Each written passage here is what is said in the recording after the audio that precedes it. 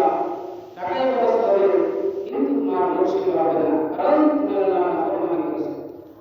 এই ধন সম্পদের মালিক আল্লাহ, আল্লাহ তোমাকে ইহসান করেছেন, দয়া করে সম্পদের মালিক বানিয়েছেন। আর এই মালটা তুমি আল্লাহ রাস্তায় ব্যয় না করে তুমি শয়তানের ধোঁকায় পড়ে আল্লাহ নাফরমানি করে তুমি গুনাহের রাস্তায় ব্যয় করেছো। এইভাবে আল্লাহ রাব্বুল আলামিন জানের ক্ষতি করবেন, মালের ক্ষতি করবেন। আল্লাহ রাব্বুল আলামিন তোমার কাছ থেকে হঠাৎ করে তোমার মাকে স্টক করে নিয়ে যাবেন, মায়ের সাথে পিতার আঘাত করে চলে যাবেন। এই যে জানের ক্ষতি, এই জানের ক্ষতির সময় তোমাকে ধৈর্য ধারণ করতে হবে, ধৈর্য ধরে রাখতে হবে। এইভাবে আল্লাহ রাব্বুল আলামিন তোমার ফসলের ক্ষতি করে তোমাকে পরীক্ষা করবেন। এই বছর তোমার বাম্পার ফলন হয়েছে, কিন্তু পরের বছর তোমার সমস্ত ফসল নষ্ট হয়ে যাবে, পানির অভাবে নষ্ট হয়ে যাবে, অথবা ঝড় বৃষ্টির কারণে নষ্ট হয়ে যাবে, অথবা শিলা বৃষ্টির কারণে নষ্ট হয়ে যাবে।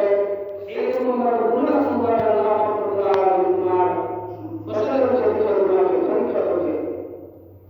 অথবা তোমার মৌসুমের আগে বিরাট আকারের ফসল লাভ করেছে, বড় বেশি করে আসছে, কিন্তু কোনো কারণে ফসল সব নষ্ট হয়ে গেছে, পোকামাকড়ের আঘাতে অথবা শিলাবৃষ্টির আঘাতে অথবা অন্য যে কোনো কারণে তোমার সব ফসল নষ্ট হয়ে গেছে।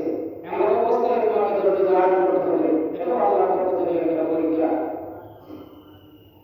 এই জন্য আল্লাহ রাব্বুল আলামিন কোরআনে কারীমের আয়াতের মধ্যে ফরমান, আল্লাযী খালাকাল মাউতা ওয়াল হায়াতা লিয়াবলুয়াকুম আইয়ুকুম আহসানু আমালা। হে মুহাম্মদ রাসূলুল্লাহ সাল্লাল্লাহু আলাইহি ওয়াসাল্লাম, আপনি আপনার উম্মতকে জানিয়ে দিন, শুধু আমি এটা দিয়ে পরীক্ষা করব না, আরো আমার পরীক্ষা করার একটা বিষয় আছে, তার মধ্যে হলো গিয়া আল্লাযী খালাকাল মাউতা ওয়াল হায়াতা। আমি আল্লাহ রাব্বুল আলামিন অবশ্যই তাদেরকে পরীক্ষা করব, আমার বান্দা-বান্দীদেরকে পরীক্ষা করব, আমি মওত এবং জীবনকে পরীক্ষা করব। কারণ আল্লাহ রাব্বুল আলামিন মওত এবং জীবন অর্থাৎ হায়াত এবং মওতকে সৃষ্টি করেছেন একমাত্র আমাদেরকে পরীক্ষা করার জন্য।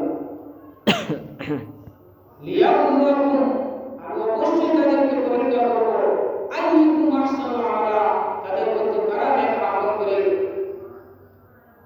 আল্লাহ রাব্বুল আলামিন কোরআনে কারীমের মধ্যে কোরআনের আয়াতের দিকে যদি আমরা তাকাই তাহলে দেখা যায় আল্লাহ বলতেছেন, আল্লাযী খালাকাল মাউতা, প্রথমে আল্লাহ মৃত্যু সৃষ্টি করেছেন, ওয়াল হায়াতা, এরপর আল্লাহ রাব্বুল আলামিন হায়াত সৃষ্টি করেছেন। অথচ আমরা যদি আয়াতের দিকে তাকাই, তার দুনিয়ার নিজাম দিকে তাকাই, বাস্তবতার দিকে তাকাই, তাহলে দেখা যায় যে আমরা জন্মগ্রহণ করে পৃথিবীর আলো বোঝার পরে আমরা জীবিত অবস্থায় আসি। জীবিত না হলে তো আমরা দুনিয়ার মধ্যে থাকবো না, দুনিয়ার চাকচিক্য আমরা দেখবো না, সৌন্দর্যতা দেখবো না। তাহলে আল্লাহ যে আগে বললেন, আল্লাহ যে খালাকাল মাউতা, উনি আগে মৃত্যু সৃষ্টি করেছেন, তারপরে জীবন সৃষ্টি করেছেন, তার মানে মুফাসসিরিন কেরাম এই আয়াতের ব্যাখ্যায় বলেছেন যে আল্লাহ রাব্বুল আলামিনের কাছে দুনিয়ার জিন্দেগির কোনো দাম নাই। মানুষকে আল্লাহ রাব্বুল আলামিন ক্ষণিকের সময়, অল্প সময় দুনিয়ার জীবনে হায়াত দিয়েছেন।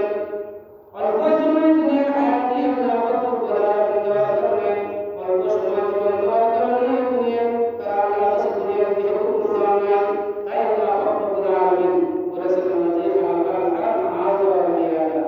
অথচ বলা হয়েছে এইভাবে, আল্লাযী খালাকাল হায়াতা ওয়াল মাউতা লিয়াবলুয়াকুম আইয়ুকুম আহসানু আমালা। কিন্তু আল্লাহ রাব্বুল আলামিন বলেছেন